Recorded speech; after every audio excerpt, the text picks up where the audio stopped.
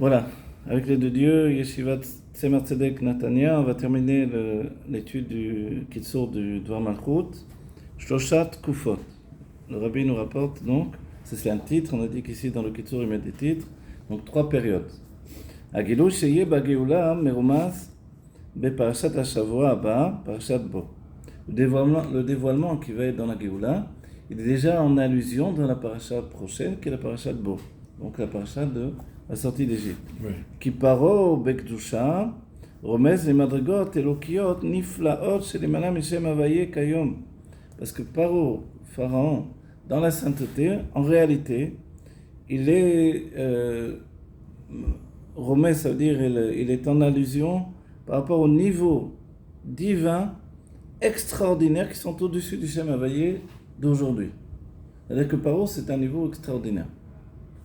Mais tu m'as dit que c'était l'essence. Voilà, c'est lié à l'essence, puisque Paro, Otiota Afar, il rapportera dans le Dvar Malchut de Bo, Ve'im Ken, Parashat Shmot, de ce fait-là, donc la Parashat de Shmot, Ameava Achana, les Matan Torah, qui donne en fait la préparation, qui entraîne la préparation de Matan Torah,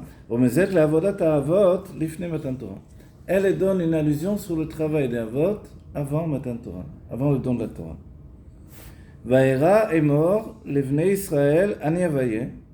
Vaera, donc, tu diras dans notre parasha, aux enfants d'Israël que je suis Avaye. Agilou Shel Matan Torah. Ça, c'est le dévoilement du don de la Torah. On a dit, c'est le nom Avaye, Améave, qui entraîne l'existence. Ubo, Dargat Paro, Shebakdusha, Agilou, Sheye Lati Lavo, Bageoula. Voilà. Et Parashat Bo, par contre, c'est le niveau de Paro tel que de Gdusha, de sainteté évidemment, Pharaon de sainteté, le dévoilement qui sera dans le monde futur, dans la Géoula. Voilà, dans le monde immédiat, si Dieu veut. C'est-à-dire, on a 2 niveaux. Le niveau de Havaye, qui se dévoile à Matan Torah, au don de la Torah, c'est ce qui est exprimé dans notre parashat Vaera. Tandis que dans la parashat Bo, on va avoir un niveau de Dieu qui, lui, n'est pas en relation avec le niveau de Havaye dévoilé au moment de Matan Torah. Sous-entendu, un niveau bien plus élevé. Umeinian parashat Vaera, Mesayemet et Chodesh Tevet, et le sujet de la parashat Vaera, elle termine le mois de Tevet. Qu'est-ce que c'est le mois de Tevet? Un Chodesh Asiri, le 10e mois.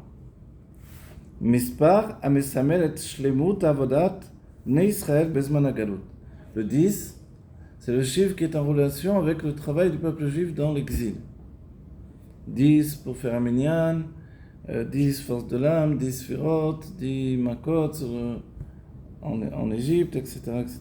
10 plaies, les 10 commandements. Donc tout le travail qui va être dans l'exil, a priori, est en relation avec le numéro 10. Velo Chodesh Shvat. Par contre, quand on arrive au Chodesh Shvat, alors on rentre dans une autre configuration forcément. Bo Korim et Parashat Bo. On rentre dans le Chodesh Shvat, le mois de Shvat, et on lit la Parashat Bo. Ok? Mesamel et Agéoula, Gam Bekar Sheu HaChodesh Haechad Eser, שקשור לקדוש ברוך הוא שלמעלה מעשר הספירות, וגם בשמו שבט שקשור למשיח, עליו נאמר לא יסור שבט מיהודה. On revient, on explique. Tandis que le mois de Shvat, dans lequel on lit la parashat Bo, lui, il est Mesamel, il représente la Géoula. Gam Bekar, également dans ceci, chez Ua Chodesh Haechad Asa, dans le fait qu'il est le 11e mois.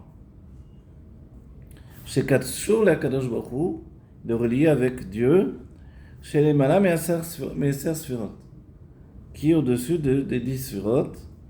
Vegam Beshmo, également dans son nom, le Chodesh Shvat, chez Kashur le Mashiach, il est relié au Mashiach. Pourquoi? Sur le Mashiach, il est dit Lo Yasur Shevet Miyuda. Shevet, et le sceptre ne sortira pas de la main de Yehuda. Shevet, c'est Shvat. Le sceptre donc du roi, c'est le nom de Shvat. Kolze Kashur Gam les Rabbi Arayatz, tout ceci est relié également au Rabbi Arayatz. Chez Yom Istalkoto pardon, j'ai mal à gauche, Basiri Beshvat. Alors, tout ça c'est relié au Rabbi Arayatz parce que le jour de la Istalkut de Rabbi Arayatz, le jour où son âme s'est retirée de la Shrichut, a priori, dans nos yeux en tout cas, c'est le 10 Shvat. Vele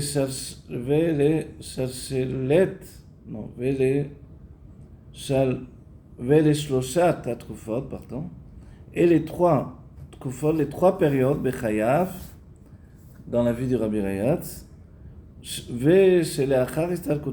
et après c'est Istalkut, Akshurot les Shloshat Tkufot Aklaliot, Lifnei Matan Torah, sont reliés avec les trois périodes générales qui sont avant le don de la Torah.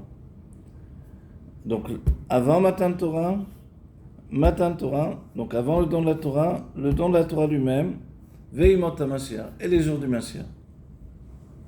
Arbaim Shnot Chayav Arishonot, le Rabbi Arayatz, les 40 premières années, Tafresh P, Ba'em ou Itril, Be'afatzat Amayanot, Tachad Nesiut Aviv. Là, il a commencé à diffuser les sources de la Chassidut sous la tutelle de son père. Domele Trufat Avot, Shelifnei Matan Torah. Ça, c'est comparable à la période des Avot, des patriarches, avant le don de la Torah. Shoshim Shanot, Chayin Acharonot, les 30 dernières années, c'est Tafresh P, Tafshin Yud, Ba'em Ifitz et Chassidut, Gam Amerika, Betor Nasi Chabad. Dans ces 30 dernières années, il a diffusé la Chassidut également en Amérique. Pourquoi également? Parce qu'il a diffusé autre part, mais également en Amérique, en Russie et dans le monde entier, mais surtout en Amérique, on va dire. En tout cas, c'est parti de là-bas. Domé le Chidush Shel Matan Torah. Ceci ressemble à la nouveauté de Matan Torah. Ou Beshloshim Shanim Elu Atzmam, et dans ces 30 années elles-mêmes, à Eser Arishonot, les 10 premières années, Shayut Tachat HaShilton, à communisti Bérossien, qui était sous l'autorité communiste en Russie, Domot les Trufat Avot Bemitzraim. Ça ressemble à la situation des Avot, des patriarches en Égypte. Oui, mais là, c'est eux qui ont subi, là. Oui. À Esser Amsiot Bepolin, 10 autres années, il les a passées en Pologne. Ça, c'est comme Matan Torah, le don de la Torah. Gilui Chassidut Chabad Gam Bepolin, le fait de dévoiler la Chassidut Chabad également en Pologne, c'est un chidouche. La Pologne, on dit Pologne, c'est Pauline. Ici, on dort. C'est eux-mêmes qui ont dit ça, mais dans le sens, ici, on ne va pas être attaqué par les Mitnagdim, les opposants à la Chassidut. Voilà.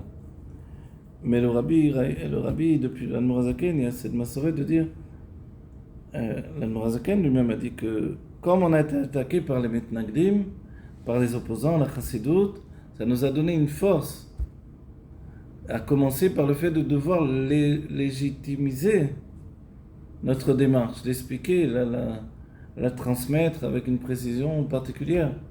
Ce qui fait que cette Torah elle est toujours là, présente. Voilà. Et en Pologne, il n'y a pas eu ce dévoilement de Chassidut de la manière de Chabad.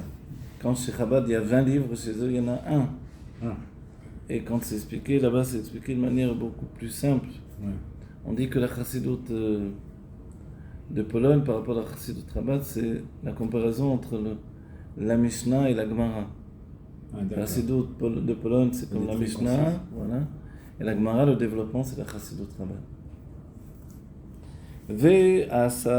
העשר האחרונות באמריקה, ensuite viennent les dernières 10 années en Amérique, שאז פרסם אודות ביאת המשיח. Et là, il a vraiment fait un grand pirsum, un grand dévoilement par rapport à la venue du Mashiach.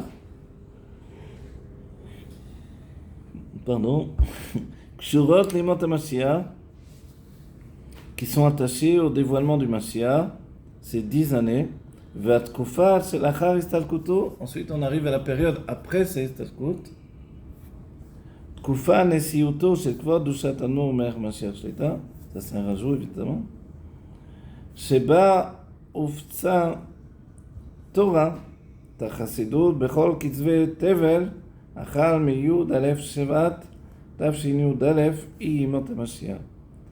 Et là, le rabbi intègre dans sa pensée le fait que la nessio du rabbi précédent, elle se continue ensuite.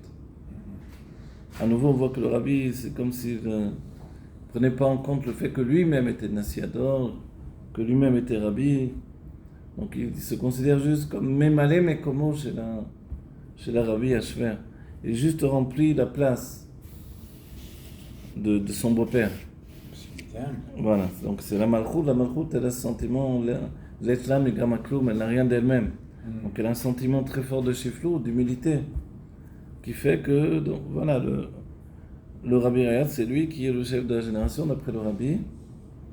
Et en même temps, ça n'empêche pas que puisse dire le Menachem, Mashiach Shemo, le Mashiach Menachem Shemo, l'inverse.